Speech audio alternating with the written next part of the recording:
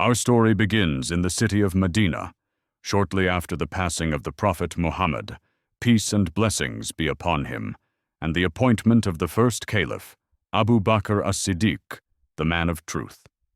Abu Bakr now carried the immense burden of leading the entire Muslim nation. Yet, despite his immense responsibilities, the second caliph, Umar ibn al-Khattab, noticed a peculiar routine.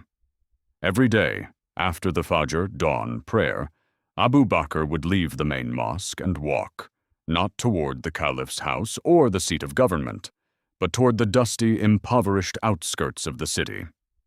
He would disappear for a time, only to return hours later. Umar was intrigued.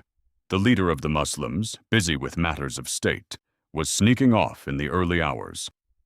What critical, secret matter could possibly demand the caliph's daily attention, away from the eyes of his advisors? One morning, compelled by curiosity, Umar decided to follow him.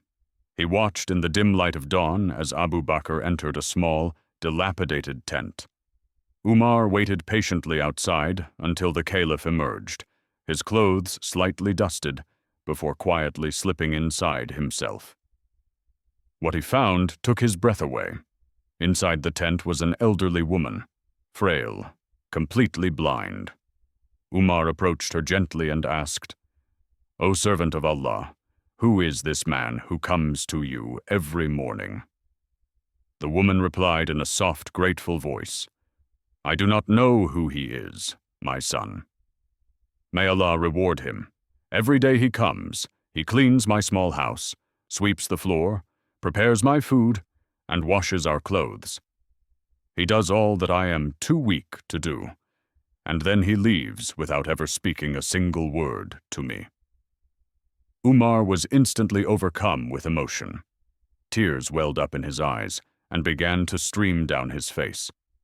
Here was the man who was the successor to the Prophet, the supreme head of state, the commander of armies, and yet in complete secrecy, motivated by nothing but his sincere love for God, he was performing the most humble, intimate service for a forgotten, needy soul. He was not dispatching a servant, nor was he sending a committee. He was doing the difficult, dirty work with his own hands, ensuring the woman's dignity and sustenance were maintained. Umar looked to the sky and cried out, "O Abu Bakr, you have certainly made the work difficult for the caliphs who come after you." He meant that Abu Bakr had set a standard of compassion, humility, and dedication to the poor that was almost impossible to surpass.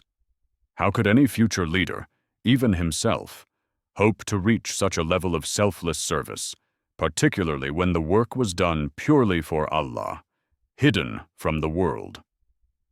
The story takes an even more poignant turn later. When Abu Bakr passed away, his death left a massive void in the Muslim nation. As his close friend and successor, Umar remembered the blind elderly woman and the quiet routine. Umar thought to himself, "I must continue the secret kindness of Abu Bakr." So, Caliph Umar, now the head of the immense and growing Islamic empire, made the familiar trek to the outskirts of Medina. He entered the tent and with great care and respect began to clean the floor, arrange the household, and prepare the food.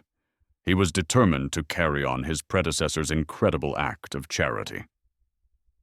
As Umar was about to leave, the blind woman spoke, noticing a subtle difference in the service she had received.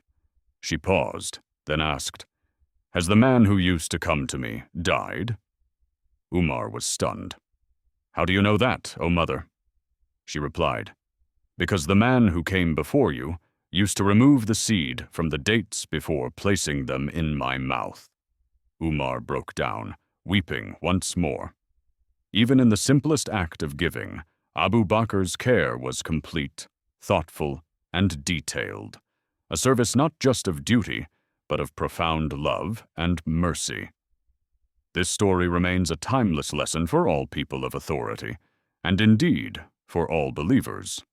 It teaches us that true greatness is not found in the titles we hold or the power we wield, but in the humility and completeness of the service we render to the most vulnerable, done in secrecy, purely for the sake of Allah.